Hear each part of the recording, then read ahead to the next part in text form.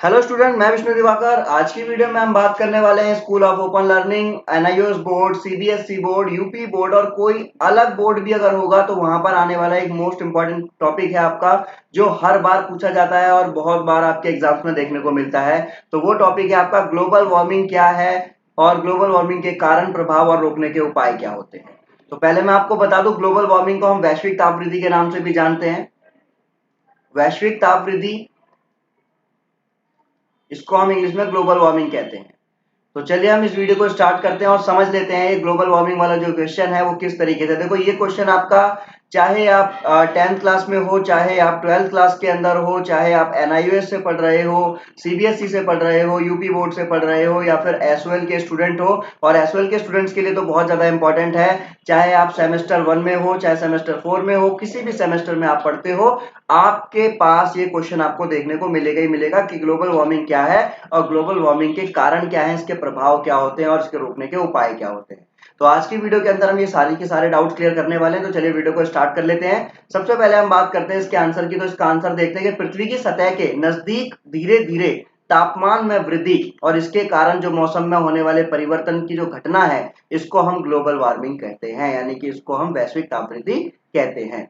अब global warming का अगर हम मेन रीजन देखें ना, there could be some main reasons. तो वो जो मेन रीजंस हैं, जो कारण है, वो क्या है? तो सबसे पहला तो ग्रीन हाउस गैस, जो कार्बन डाइऑक्साइड यानी कि CO2 और क्लोरोफ्लोरोकार्बन यानी कि CFCS और अन्य प्रदूषकों की बढ़ती मात्रा से उत्पन्न होता है। तो यानी कि जो CO2 जो है, आपकी कार्बन डाइऑक्साइड गैस जो बढ़ जाती है अधिक मात्रा के अंतर्गत, उसके बाद में क्या होता है कि पृथ्वी का तापमान जो है वो धीरे धीरे क्या होने लगता है, वो गर्म होने लगता है। और इसी परिघटना को क्या नाम दिया गया है? इसी घटना को बोला गया है ग्लोबल वार्मिंग, यानी कि वैश्विक तापवृद्धि।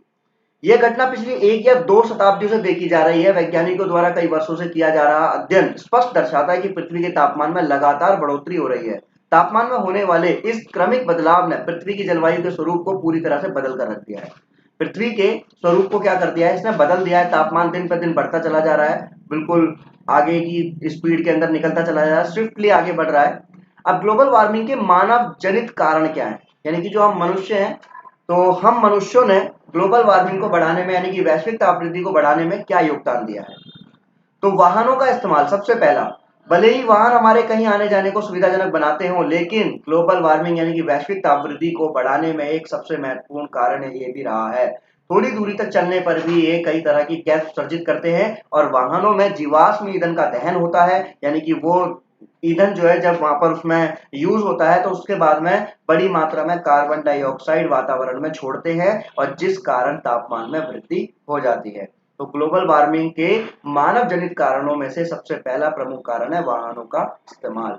दूसरा हमारा यहाँ पर हम बात करें तो क्लोरोफ्लोरोकार्बन, यानी कि गर्मियों के दिनों में क्या होता है भैया जी, गर्मी आ गई और जितने भी अमीर लोग होंगे उनके यहाँ पर एयर कंडीशनर यानी कि एसी लगा दिया जाएगा। और एसी लगने के बाद में क्या होगा कि भैया एसी और रेफ्रिजरेटर यानी कि फ्रिज जिसको आप बोलते हैं, इनका इस्तेमाल अत्यधिक होने लगा है आजकल और यही गर्मी बढ़ाने के लिए सबसे ज्यादा जिम्मेदार होते हैं। इतना अत्यधिक इस्तेमाल इनका, हम वातावरण के अंदर CFCS और क्लोरोफ्लोरोकार्बन को जो जोड़ते हैं, जो वायुमंडलीय ओजोन परत है, तो ओजोन लेयर है, उसको प्रभावित करती है। और ओजोन परत धरती की सतह को सूर्य से आने वाली हानिकारक जो परावैंगनी किरणें यानी कि अल्ट्रावायलेट रे जो है, अल्ट्रावायलेट रे जो होती है उसको आने से रोकती है और ये उसको भी खत्म कर देती है। अब ओजोन लेयर का ह्रास, यानी कि ओजोन लेयर जो माइनस में जा रही है, जिसके कारण के परावैंगनी किरणों को धरती की तरफ आने का रास्ता मिल जाता है और पृथ्वी के तापमान में बढ़ोतरी हो जाती है। और ये डायरेक्ट अगर आएगी और ह्यूमन बॉडी के ऊपर अगर ये टच होगा तो क्या होगा? फाइनली मनुष्य को जो है त्वचा का कैंसर, ठीक है, त्वचा का कैंसर, ऐसी बीमारियां होने लगेगी। तीसरा पॉइंट इसके अंदर आता है हमारा वनों की कटाई। तो भैया जी मैं आपको बता दूं कि आज हमारे घरों के अंदर जितने भी वुडन चीजें, हम बोलते हैं ना कि लोग क्या करते हैं जी, भाई वुडन फ्लोरिंग चाहिए, वुडन किचन चाहिए, मॉड्यूलर किचन चाहिए। तो जब ये सब चीजें डिमांड हम करते हैं तो इस डिमांड के पीछे कहीं ना कहीं कुछ ना कुछ तो सेक्रीफाइस करना पड़ेगा। तो ये सेक्रीफाइस कौन करता है? हमारी प्रकृति करती है, हमारा नेचर करता है। कैसे करता है कि भाई पौधे ऑक्सीजन का एक मुख्य स्रोत माना जाता है कि पौधे लगेंगे तो ही हम जो है अच्छी तरीके से अपने जीवन को व्यतीत कर सकते हैं, क्योंकि वहां पर हम खुले में ऑक्सीजन, यानी कि जो ऑक्सीजन वो वहां से छोड़ेंगे वही ऑक्सीजन हम लेंगे। तो वे पर्यावरण से कार्बन डाइऑक्साइड ग्रहण करते हैं और ऑक्सीजन छोड़ते हैं ताकि पर्यावरण संतुलन बना रहे। लेकिन घरेलू और व्यावसायिक जरूरतों को पूरा करने के लिए वनों को काटा जा रहा है, इससे पर्यावरण असंतुलन पैदा हो रहा है और जो ग्लोबल वार्मिंग को बढ़ावा देने के लिए एक महत्वपूर्ण कारण माना गया है। उसके बाद अगर हम बात करें तो औद्योगिक विकास, तो देखिए भैया औद्योगिक विकास के अंदर क्या देखेंगे हम कि औद्योगिकरण की शुरुआत हुई और तब से पृथ्वी का तापमान और तेजी से बढ़ रहा है। फैक्ट्रियों के अंदर होने वाला जहरीला जो उत्सर्जन है, यानी कि जितना भी लिक्विड है वो सब कुछ वो नदियों में मिला देते हैं, सब कुछ है ना, तो पर्यावरण के अंदर धुआं निकलता है, वो सब जुड़ जाता है। इससे क्या होता है कि तापमान में वृद्धि हो जाती है। और वर्ष 2013 के अंदर बताया गया कि जलवायु परिवर्तन के अंतर को देखकर सरकारी पैनल ने बताया था कि सन 1880 से 2012 के बीच तापमान में 0.9 डिग्री सेल्सियस की बढ़ोतरी हुई है। और यदि अगर हम बात करें कि औद्योगिकरण की, अगर हम पहले की बात करें तो 1.1 डिग्री सेल्सियस की बढ़ोतरी दर्ज की गई है। सुनने में ये भी वृद्धि भले ही कम लगती हो, लेकिन असल में तापमान वृद्धि की दर एक चिंता का विषय है, क्योंकि आने वाले टाइम में जैसे दिन पर दिन आगे चलता रहेगा वैसे ही मनुष्य के जीवन को खतरा भी होता रहेगा। उसके बाद में आता है यहाँ पर आपका फिफ्थ पॉइंट, जिसमें आपको यहाँ पर बताया गया कृषि। तो देखो विभिन्न कृषि गतिविधियों से कार्बन डाइऑक्साइड और मीथेन पैदा होती है। अब आप सोचकर बहुत ही ज्यादा अचंभित हो जाएंगे कि आखिर कृषि जो है वो ग्लोबल वार्मिंग में किस तरीके से योगदान देती है। तो देखो जो पर्यावरण में ग्रीन हाउस गैसों के उत्सर्जन के रूप में जुड़ती हैं, जैसे कि पृथ्वी के तापमान में वृद्धि करती है, जैसे मिट्टी में कीटनाशक और सूक्ष्म जीव गतिविधियां और पौधों के सड़ने से मिट्टी से कार्बन डाइऑक्साइड निकलती है, और बढ़ता पशुपालन, चावल की खेती और खाद्य अपशिष्ट मीथेन उत्पत्ति का कारण बन रहे हैं, जिसकी वजह से भी ग्लोबल वार्मिंग यानी कि वैश्विक ताप वृद्धि का बढ़ाव देखा जा सकता है। उसके बाद में आता है आपका इसके अंदर बढ़ती आबादी। जनसंख्या का बढ़ना भी यहाँ पे मतलब ज्यादा लोगों द्वारा ऑक्सीजन ग्रहण करना है और कार्बन डाइऑक्साइड छोड़ना। इससे वातावरण में कार्बन डाइऑक्साइड की मात्रा बढ़ती है, जो ग्लोबल वार्मिंग का कारण बनने वाली प्राथमिक प्राथमिक गैस है। यानी कि ग्लोबल वार्मिंग का मतलब क्या, यहाँ पर हुआ क्या कि भाई बढ़ती जनसंख्या। आजकल क्या हो रहा है कि पहले के लोग तो चलो ठीक है, कुछ ऐसा था कि भाई थोड़े समझदार नहीं हुआ करते थे, हम तो हमारे गिल्लो, ठीक है। होता क्या था कि उनकी जनसंख्या इतनी हुआ करती थी कि घर के अंदर ही 10 मेंबर 20 मेंबर। अब क्या हो रहा है, धीरे धीरे लोग एजुकेटेड तो हो रहे हैं, पर फिर भी कहीं ना कहीं वो सुख सुविधाओं को देखने के लिए पेड़ों की कटाई कर लेते हैं। तो ये सब कारण रहा है और आज बढ़ती जनसंख्या भी इसका एक प्रमुख कारण माना गया है। अब बात आती है कि ग्लोबल वार्मिंग के, चलो ठीक है मानव जनित तो चलो ठीक है मानते हैं भाई कि मानव ने निर्मित किया, पर जो प्रकृति के कारण है वो कौन कौन से हैं। सबसे पहला जल वाष्प, स्टीम समझते हो आप, स्टीम मोमोज खाते हो तो जो भाप निकलती है ना, वो भी एक कारण है। तो जल वाष्प का एक प्रमुख कारण क्या है, ग्रीन हाउस गैसेस के रूप में जब पृथ्वी का तापमान बढ़ता है तो जल जो है समुद्र और जलाशयों से अधिक जल वाष्पित होता है। वाष्पित यानी कि स्टीम बन जाता है, जो वातावरण में रहकर ग्लोबल वार्मिंग को बढ़ाता है। दूसरा पॉइंट है जंगल की आग। अब ये जंगल की आग कोई आपकी कोई नॉवेल नहीं है। जंगल की आग का मतलब यहाँ पर क्या है कि जो बड़े बड़े जंगल होते हैं ना, अक्सर वहां क्या होता है, बड़ी धूप पड़ती है और धीरे धीरे उस धूप से क्या होता है, अचानक से वहां पर जो है गर्माहट पैदा होती है और वहां पर आग लग जाती है। अक्सर हम न्यूज चैनलों पर भी जंगल में लगने वाली आगों के बारे में खबर सुनते रहते हैं। इन जंगलों की आग से बड़ी मात्रा में कार्बन युक्त धुआं निकलता है और ये वातावरण को दूषित कर देता है और ग्लोबल वार्मिंग बढ़ाने में एक महत्वपूर्ण योगदान देता है। उसके बाद में आता है आपका ज्वालामुखी। देखो आपको मैं बता दूं कि जब पृथ्वी का पूरा उदय हुआ था तो करोड़ों साल पहले कहीं ना कहीं ऐसा हुआ था कि पहले पृथ्वी फलती फूलती एक अच्छी, यहाँ पे जो है पेड़ पौधे, यहाँ पर जो वनस्पति देखने को मिलते थे, अचानक से ज्वालामुखी फटता था और पूरी पृथ्वी तबाह हो जाती थी।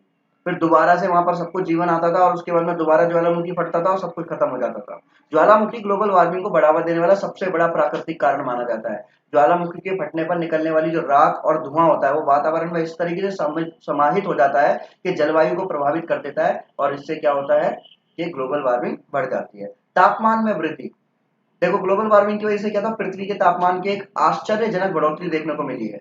अब इसमें क्या होता है कि धीरे धीरे जो है तापमान बढ़ जाता है। 1880 से अब तक 1 डिग्री सेल्सियस तापमान बढ़ चुका है। तापमान का बढ़ना ग्लेशियर के पिघलने का कारण बनता है, जो समुद्र के जलस्तर को बढ़ावा देता है और उसके बाद में क्या होगा, बाढ़ जैसे विनाशकारी प्रभाव देखने को मिलते हैं।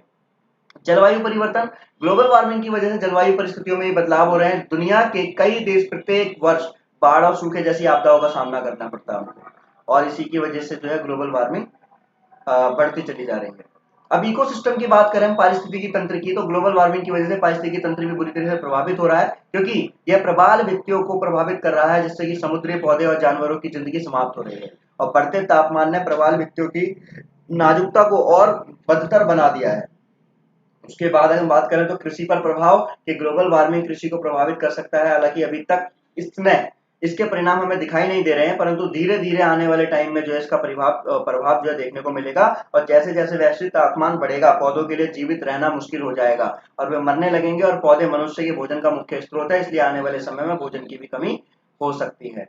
आगे है इसमें रोगों का फैलाव कि ग्लोबल वार्मिंग की वजह से गर्मी और आर्द्रता यानी कि ह्यूमिडिटी बढ़ जाती है और इसकी वजह से क्या होता है, मच्छरों का आना जाना बढ़ जाता है और ये मच्छर अपने साथ बीमारियों का फैलाव कर रहे हैं। तो भैया ऑल आउट लगाने से बढ़िया है कि आप लोग इन सब चीजों को रोकथाम में ज्यादा ध्यान दीजिए, जिसकी वजह से ग्लोबल वार्मिंग जो ना हो सके और वैश्विक तापवृद्धि जितनी कम हो सके उतना ज्यादा अच्छा है। आई होप आपको वीडियो अच्छी लगी होगी और इस वीडियो के पीडीएफ को लेने के लिए आप जो है वीडियो के डिस्क्रिप्शन में आप जाकर जो है वहां से लिंक पर क्लिक कर आप जो है पीडीएफ डाउनलोड कर सकते हैं। Thanks for watching.